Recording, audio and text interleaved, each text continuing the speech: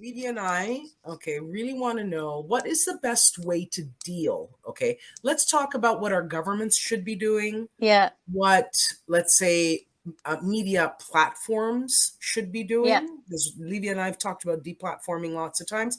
And as citizens, what should we be Yeah. doing? I mean, this is, The you two know, the toolbox. We need a yeah, toolbox we for need a like toolbox. We want to give our people a toolbox. Okay, Right. in your So, experience, yeah.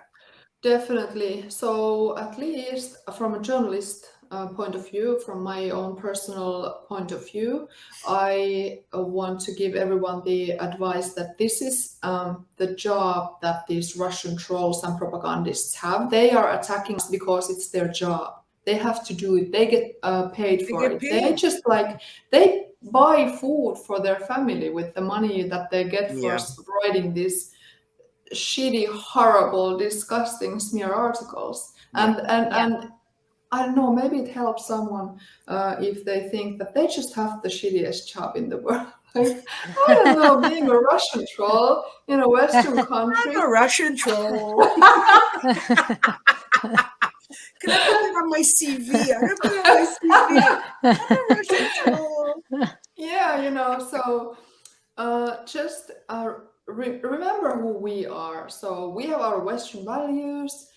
We have, for example, the right to live our own way of life that we have built here with a lot of sweat and tears, and we have fought for these freedoms, and we are entitled to live this way. And there is an attack ongoing by these Russian trolls and propagandists who are, please do not forget, they are directed by Russian security services who only have the interest of Putin and Putin's filthy rich friends in their mind. So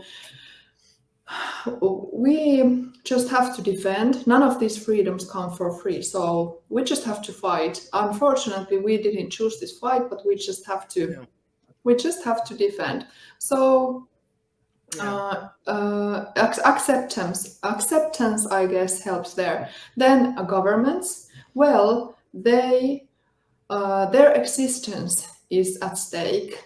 So this is a national security threat, these Russian trolls, to many countries, as we are witnessing already. And if states want to stay as states, they should find ways to defend through cyber, through all other possible means.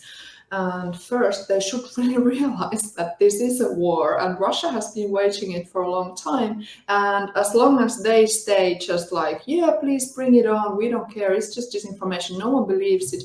And they will soon find that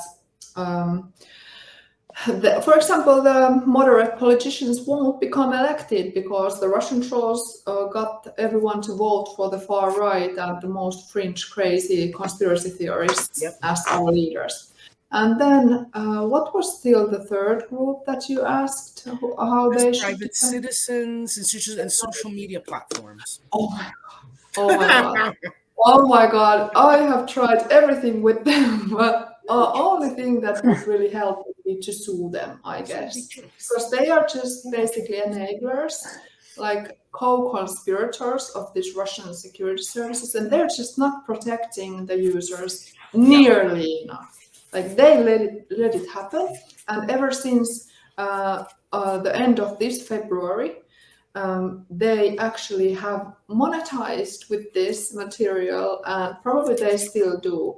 And that material is often criminal, it's discriminatory, it's just horrible hate speech. So I don't know what else to do. I have asked them kindly. I have tried, many people have tried to restrict it, but it seems to be really difficult because they have so big lobbying armies everywhere. Yeah, because then it's a global influence, right? Industry. So we're not just talking about social media platforms. You've got lobbyists, you've got PR firms, you have the actual platforms themselves, you've got lawyers, you've got, all of the entertainment industry that's behind, right? Because there's a lot going on in influence, and we need to see this as a global phenomena. And one thing as well, and I think, Jessika, you gave us the sort of the key. The first step is to actually recognize that this is a war, that they use mechanisms and that they use tactics and strategies that stem from warfare.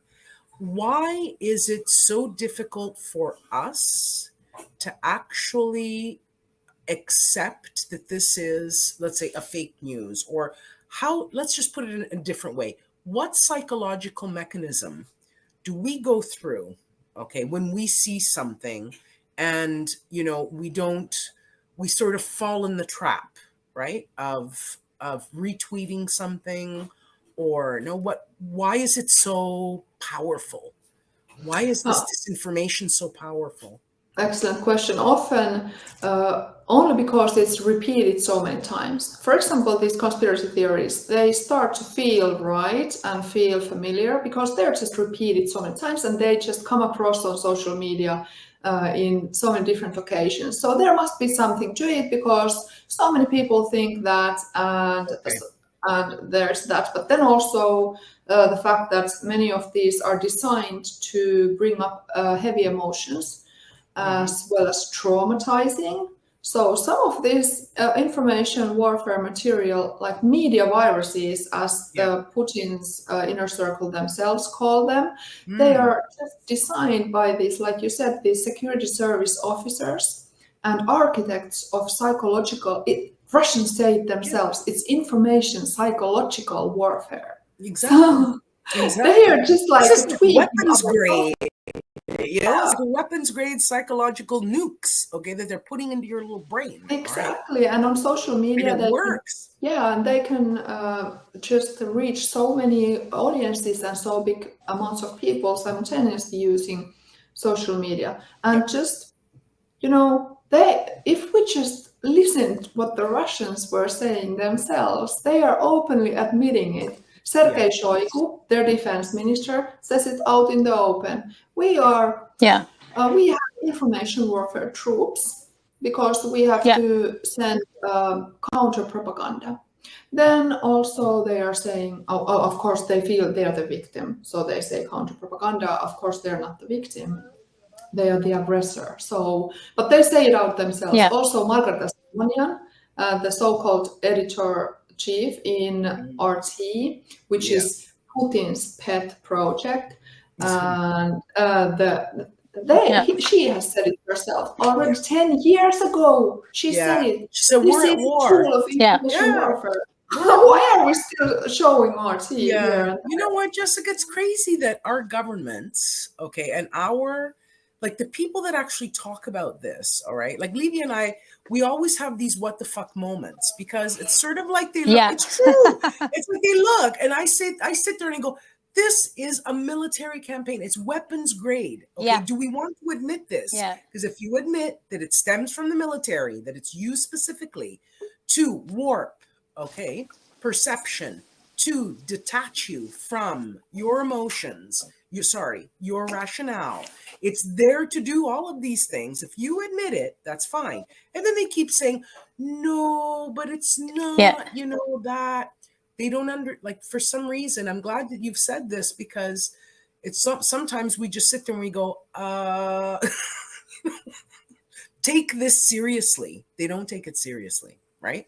So it's a big, huge, it's a big, huge problem. Yeah, and Russians are laughing at us. And Russia's the one that, that wins, right, in this situation because, they pop in with all sorts of stuff.